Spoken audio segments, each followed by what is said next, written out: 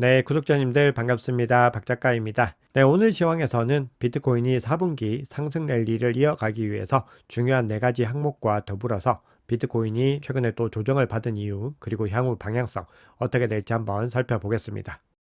네, 오늘 영상이 도움이 되셨다면 구독, 좋아요, 댓글, 알림 설정 정중히 부탁드리겠습니다. 네, 그러면 먼저 비트코인이 4분기 상승 랠리를 가지고 가기 위한 4가지 항목들 한번 살펴보겠습니다. 자, 이렇게 4가지 항목을 말씀드린다라고 하는 부분들은 이 4가지 중에서 어떤 특정한 부분에 문제가 생겼을 때 비트코인이 조정을 받을 가능성이 있다라는 것을 의미하는 것이겠죠.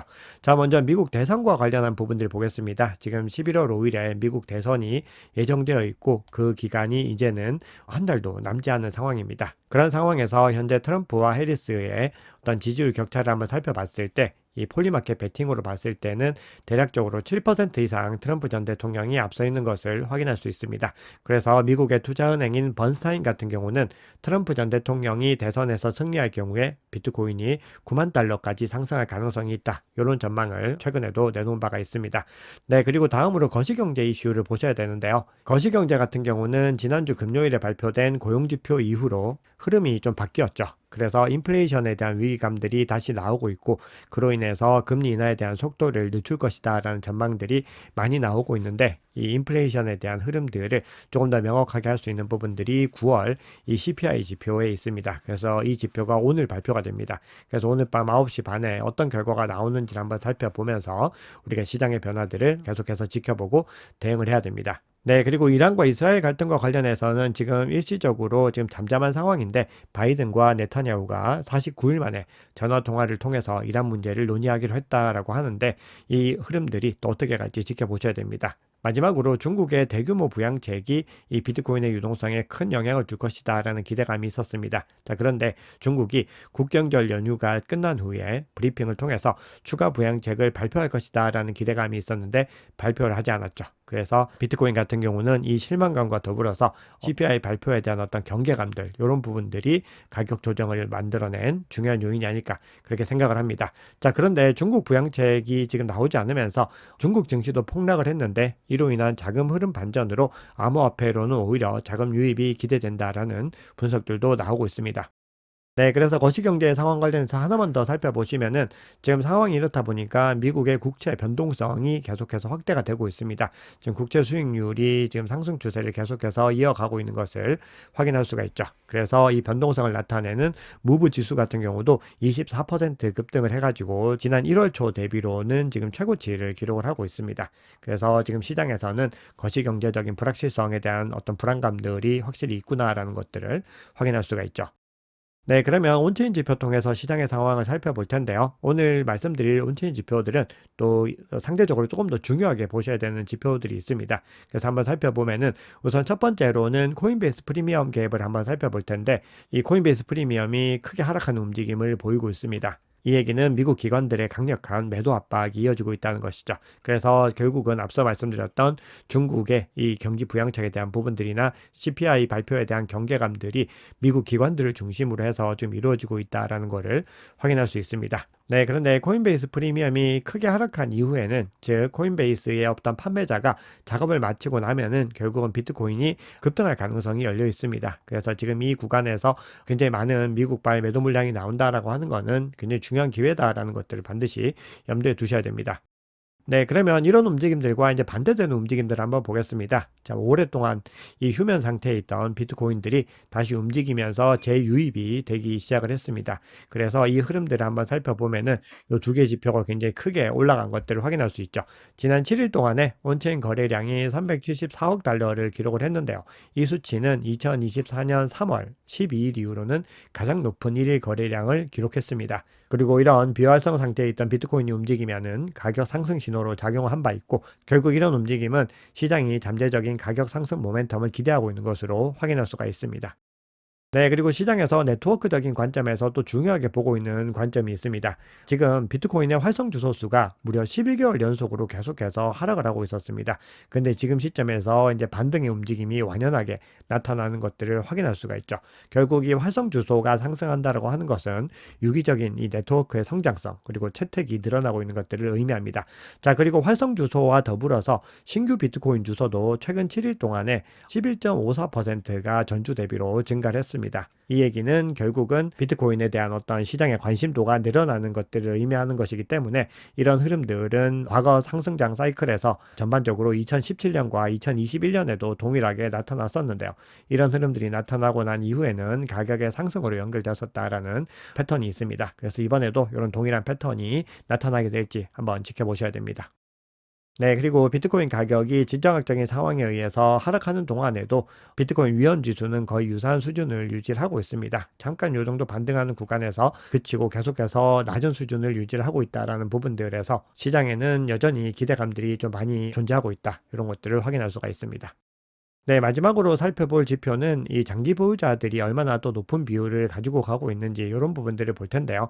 근데 이 지표는 손실된 UTXO 공급 지표인데요. 이 손실된 UTXO 공급이 현재 시점은 18.9%로 대략적으로 20% 부근에 접근을 하고 있습니다.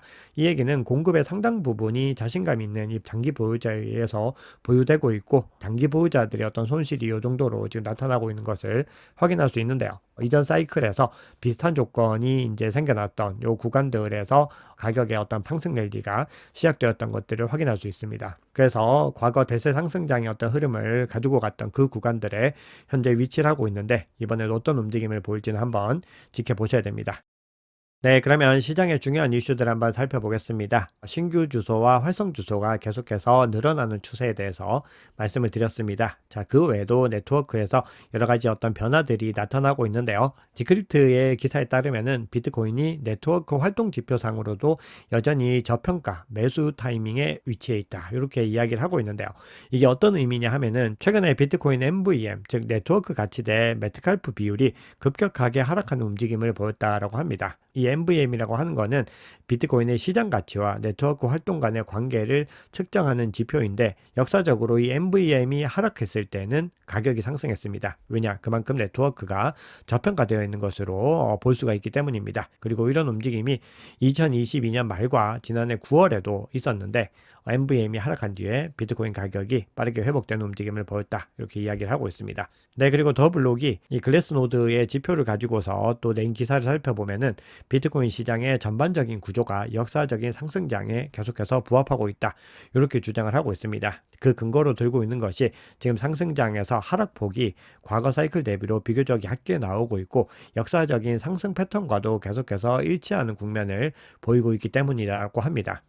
네, 그리고 시장에서는 HBO가 사토시 나카모토의 정체를 밝히겠다라고 방영한 머니 일렉트릭 다큐멘터리에 대해서 많은 관심을 가지고 있었습니다. 그래서 폴리마켓에서는 누가 사토시 나카모토로 지목이 될까에 대해서 많은 투표가 있었는데 방영이 되기 전 한 이틀 정도까지만 해도 렌 사사만이라고 하는 이 타계한 암호학자가 월등하게 높은 순위를 유지하고 있다가 이후에는 닉 제보라고 하는 요 인물이 가장 유력하다. 아마도 HBO에서 주목할 것이다. 이런 어떤 의견들이 나왔습니다. 그리고 국내에서 사토시 나카모토의 후보로 많이 지명이 되고 있는 할피니 같은 경우는 한 4위에서 5위 정도의 랭크가 되어 있었는데요.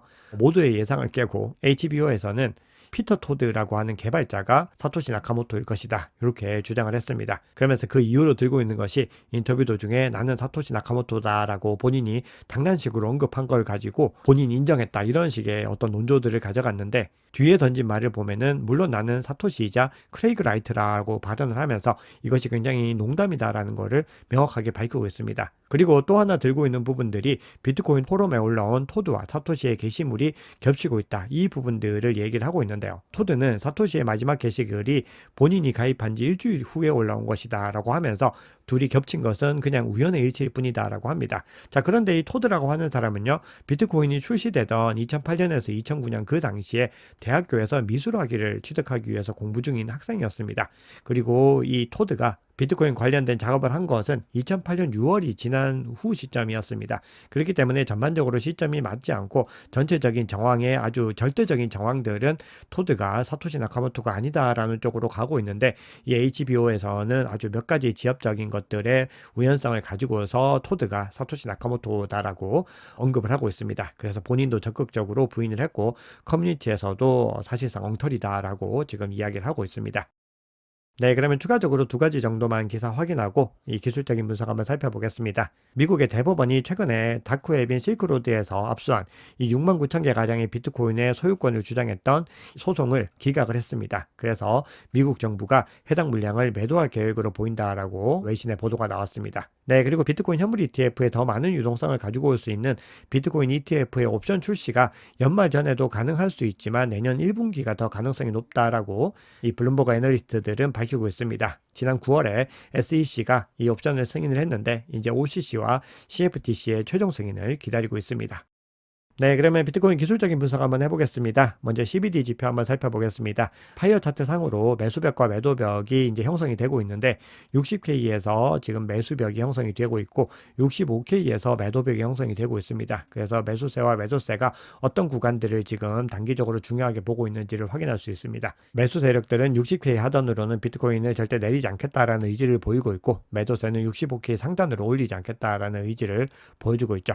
자, 그래서 전체적으로 고래들이 움직임 한번 보시면은 갈색 고래 같은 경우는 이 구간부터 물량을 갖다가 계속해서 빠르게 던져내는 움직임들을 보였습니다. 그리고 보라색 고래는 반대로 계속해서 조금씩 모아가는 움직임들을 보였죠. 그래서 가격이 일정 부분 어떤 흐름들을 유지할 수 있는데 일조를 했다라고 볼 수 있습니다. 빨간색 고래 같은 경우는 물량을 던지다가 요 구간에서 이제 일시적으로 진입을 했는데 그 이후에는 아니다 싶었던지 물량을 더 던져내고 있고요. 그리고 초록색 같은 경우도 요 구간에서 던져내다가 빨간색과 동일한 시점에서 진입을 했는데 조금 더 그 흐름들을 이어갔는데 이 구간에서는 물량을 던지고 있습니다. 그래서 전체적인 주문량을 한번 살펴보면은 계속해서 매도세가 더 우위에 있는 것들을 확인할 수가 있습니다. 네, 그럼 비트코인 차트 한번 보겠습니다. 네, 지금 비트코인 가격이 오늘 CPI 발표를 앞두고 계속해서 조금씩 조정을 받고 있는 국면입니다. 그래서 캡처한 시점보다도 지금 방금 또 확인을 해보니까 60.3K까지 조금 더 추가적인 하락을 했습니다. 그래서 지금 현재 가격은 주요 이평선을 모두 다 하방 이탈했는데 현재 52평선을 테스트하고 있다, 이렇게 볼 수 있겠습니다. 그래서 지금 52평선이 대략적으로 60.7K 부근에 위치를 하고 있는데 이 구간을 빠르게 반등해서 올려내는지를 첫 번째로 중요하게 보셔야 되고요. 그 이후에 22평선이 있는 62.2K를 빠르게 회복을 해야 됩니다. 그래서 상승 추세로 완연하게 전환하기 위해서는 202평선이 있는 63.5K까지를 돌파를 해야지 상승의 어떤 흐름들을 본격적으로 이어갈 수 있다, 이렇게 볼 수 있겠습니다. 만약에 이 구간들이 계속해서 하락을 해서 지금 현 구간에서 60K까지 지켜내지 못하고 하방 이탈을 하게 된다면 그 다음으로 봐야 되는 중요한 지지 구간은 57.5K가 되고요. 이 구간은 중요한 바이더딕 구간으로서 우리가 고민을 해봐야 되는 지점이다, 이렇게 볼 수가 있겠습니다. 그리고 RSI 같은 경우도 지금 50을 하방 이탈해서 중립 구간에서 지금 매도세가 더 힘을 얻고 있는 것을 확인할 수가 있습니다. 네, 청산 히트맵 상으로 봤을 때 중요한 이 롱포지션 구간들이 많이 청산이 되면서 하방 이탈했습니다. 그래서 현재 시점에서 이 가격 구간 하단으로 굉장히 뚜렷하게 밀집된 롱포지션은 포착이 되지 않고 있고요. 숏포지션 같은 경우는 대략적으로 바이낸스 기준으로는 62.5K에 이제 뚜렷하게 형성이 되고 있고, 그리고 상단은 64.5K에서도 뚜렷하게 형성이 되고 있습니다. 그리고 뒤에서도 후수를 하겠지만 이 두 개 구간이 단기 보유자 실현 가격과 관련된 측면에서 굉장히 중요한 구간입니다. 그래서 가격이 반등해서 이 구간을 뚫고 올라갈 수 있다면은 추가적인 청산들이 계속해서 일어나서 가격이 더 가파르게 상승할 수 있는 어떤 기반들도 열려 있다라고 볼 수 있습니다. 그런데 그러기 위해서는 기본적으로 22평선 상단을 지금 돌파를 해야 되는 부분들을 중요하게 보셔야 되는데요. 네, 그래서 마지막으로 봐야 되는 지표는 단기 보유자들의 실현 가격입니다. 이 단기 보유자 실현 가격 구간들이 지지와 저항 구간으로서 굉장히 중요한 역할을 하게 됩니다. 그래서 전체적으로 살펴보면은 전체 단기 보유자, 즉 6개월 미만, 155일 미만으로 비트코인을 보유한 이 단기 보유자들의 실현 가격은 62.5K에 형성이 되어 있습니다. 앞서 말씀드렸던 그 구간들과 일치를 하고 있죠.